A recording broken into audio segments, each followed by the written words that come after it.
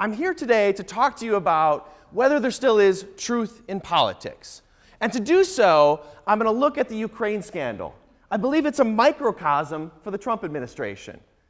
I think it perfectly captures the way in which Donald Trump has taken our conception of truth and flipped it on its head and tried to create a reality when we don't think there's objective truth or reality. And so I've selected a quote, one of my favorite quotes from George Orwell, to see what is in front of one's nose needs a constant struggle.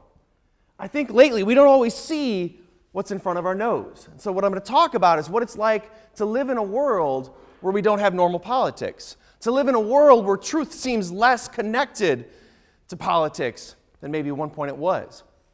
Fair warning, we're talking about truth, right? Truth. It's going to be messy. Buckle up. There's going to be, you may be offended. You may be upset. There's going to be some cursing. But that's okay, because the truth is worth it. All right, so let's start. Let's start with Ukraine and walk through some of the logistics of what happened in the Ukraine scandal so we can appreciate the way in which truth is or is not present. So it all starts on July 25th in a phone call between President Trump and President Zelensky of Ukraine. Very normal thing. Presidents talk all the time. Zelensky had just been elected president, so it was a normal call. Ukraine is an ally of the United States, an ally that's in a tough position right now because of Russia, so very normal thing. What's not normal was a couple weeks later when a whistleblower report came in. And there are whistleblower laws to protect those who are in government who observe something illegal. So if they observe something illegal, they can submit a report to say, I observed this, and it protects them, protects their identity, makes sure that they're protected. Normally, a whistleblower report isn't about the president. This one was. That's what makes it so extraordinary. In that whistleblower report, they allege that in the course of my official duties, I've received information from multiple U.S. government officials that the President of the United States is using the power of his office to solicit interference from a foreign country in the 2020 election. That's a big deal. That's a big deal. So they're alleging that the President of the United States is using its power with the foreign government to intervene in the 2020 election. He goes on to talk about multiple individuals came to him with this information and talked about two specific things. One, an investigation into the Bidens, Joe Biden and his son Hunter Biden, and also an investigation into the 2016 presidential election and the CrowdStrike theory, which is the idea that it was Ukraine and Democrats that were really behind the intervention in the 2016 presidential election. So alleges that those were the two things the president was pushing. Additionally, the whistleblower report says that that those around the president took the transcripts of that conversation and put them on a secret server. A server that's normally reserved for high security information. So the question is, why was that done? All right, so the whistleblower comes out. Then the story breaks in the press, and ultimately the president does something rather extraordinary. He releases the transcript of his conversation, or I should say a rough transcript. Not all of it, but chunks of it. Let's take a look. In that report, President Trump says, I will say that we do a lot for Ukraine. We spend a lot of effort and a lot of time on Ukraine. I wouldn't say that it's reciprocal. So the president is speaking to the president of Ukraine and is saying, this relationship isn't reciprocal. Then he goes on, and President Zelensky responds and says, I agree. We're ready to continue to cooperate for the next step. Specifically, we're almost ready to buy more javelins from the United States. So he says we're going to buy more javelins, more missiles, right? So the president of Ukraine is saying we would like to buy some missiles. Now, what does the president say? Well, we'll see in a second, hopefully. All right. So the president says, I would like you to do us a favor, though. And this is a really, really important line. So could you imagine you've gone to a bank and you're asking for a loan. I would like some money, Mr. Banker. And the banker says, absolutely. But I'm going to need a favor, though. It implies something, right? It implies that there's going to be some sort of relationship. He goes on to mention the CrowdStrike situation. He goes on to mention the Bidens, the idea of the investigation into the Bidens. All right, so that happens. Then we get released text messages from diplomats dealing with Ukraine. These are conversations that took place before the phone conversation. One of the individuals, the diplomat Volker, is reaching out to Yermak, who is an advisor to the president of Ukraine. And he says, good lunch, thanks. Heard from White House, assuming President Z convinces Trump to get to the bottom of what happened in 2016. So he's saying He's going to tell the president to make sure that he's going to get to the bottom of it. The advisor to the Ukrainian president gets this. Once we have a date, we'll revisit the UK relationship, including, among other things, Burisma and the election meddling. So you have the advisor to Ukrainian president saying, we get this. We understand. We understand the relationship. You want us to look into the Bidens, and you want us to look into the 2016 presidential election. We get that. All right, now this is really fun. So this is one of the ambassadors, Taylor, is getting troubled by this. And so he texts, as I said on the phone, I think it's crazy to withhold security assistance for help with a political campaign. Now, notice he sent that at 12:47. It's 5:19 before Sondland responds. Over 4 hours to respond. Text message, it's really usually pretty quick. He's thinking about what's going on, right? Allegedly, he reached out to Donald Trump to say, how should I respond to this? He's texting really hard questions. And the response, Bill, I believe you are incorrect about President Trump's intentions. The president has been clear, no quid pro quo of any kind. And he finishes with my favorite part, I suggest we stop texting back and forth, right? Always a sign of criminality is if you're saying, let's not do any more text. All right, now you're saying, well, maybe this isn't enough information. On October 3rd, President Trump comes forward, holds an impromptu press conference, and says, if they were honest about it, speaking of Ukraine, they would start a major investigation into the Bidens. They should investigate the Bidens. Likewise, China should start investigating into the Bidens, because what happened in China is just about as bad as what happened in Ukraine. He said the quiet thing out loud, right?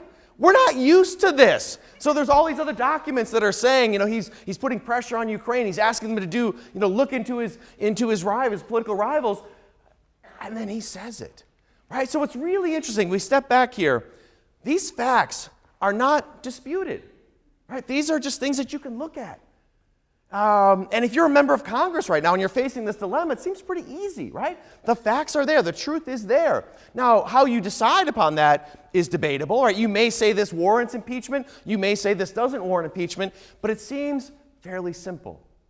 I don't know what you're saying. Muck, you didn't talk about any of the exciting stuff. You didn't talk about Hunter Biden being on the board of trustees. You didn't talk about the deep state or $1.5 million from China. You didn't talk about the whistleblower being in cahoots with Shifty Schiff. Oh, that guy is so shifty, right? We didn't talk about that. I think Schiff and the whistleblower are playing ping pong in college, right? All these different conspiracy theories are out there. What's interesting to me, hopefully this will come back, is that all those things are fascinating. Most of them have been disproved. A lot of them are conspiracy theories. There may be something to the Hunter Biden story, but none of them are relevant to this. This is simple, and it's easy to understand. But then the question is, why is everything so complicated? And I would put to you, the reason this all seems so complicated is because we have an extraordinary president who is a wonderful, wonderful liar, right? And he creates an entirely different reality that makes this much more difficult to understand. Trump is a Picasso. He's the Michelangelo of lying. I don't know what you're saying. All politicians lie. This is what they do. Comes with a job description.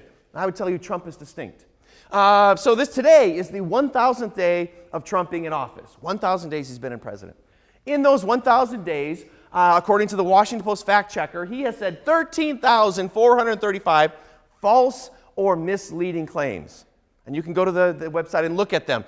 13,435 in 1,000 days. There's even a nice little graph where you can see his false or misleading statements over time. And what we see is that he was averaging maybe 13, maybe 14 lies a day. Over the last 2 months, he's been averaging 22 lies or false or misleading statements a day. Unprecedented. You can go back and look at other previous presidents. They're not always truthful. They spin. Nobody on the scale of Donald Trump. It's a unique thing in the American presidency. There's something else to think about here. There's a variety of ways that Donald Trump is untruthful.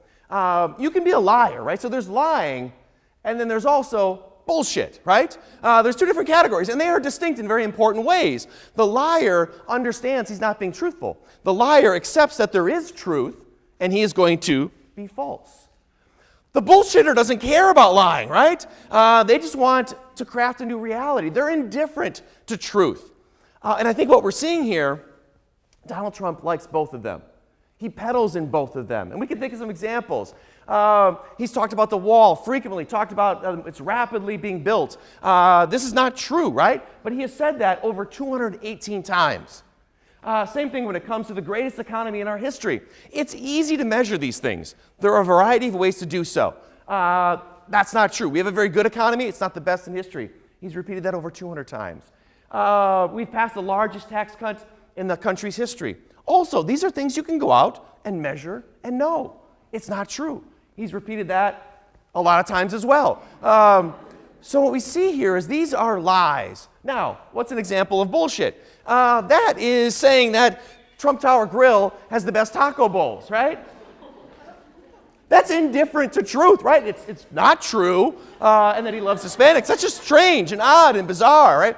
So we see the ways in which Trump blends lying and BS at the same time. Let's jump back to Ukraine.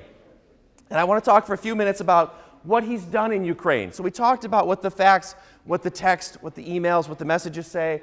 How has Trump pushed back? How has he tried to recraft the narrative? Well, he's focused on a couple things. One, he's talked about the Bidens as stone cold crooked. He's also talked about the whistleblower, made it up. Talked about Shifty Schiff is the real villain. That's the story we need to focus on. He's gone back to a witch hunt. It worked for the Mueller investigation. He thinks it'll work here. And on, talking about it was a perfect call. When it comes to the Bidens, talking about the Bidens were paid off. They're corrupt. We've got them on tape, right? The idea is that you're shifting the blame. It's not Trump who's the criminal. It's the Bidens who are the criminal. Thinking about the whistleblower. So you saw the whistleblower's complaint. You can read it. You can look at it. You can compare it to Trump's own statement. What he says is he made it up. He made it up. The whistleblower is a big Democrat. He's incorrect. He's inaccurate. These are things that you can just look at and know, but he continues to do that.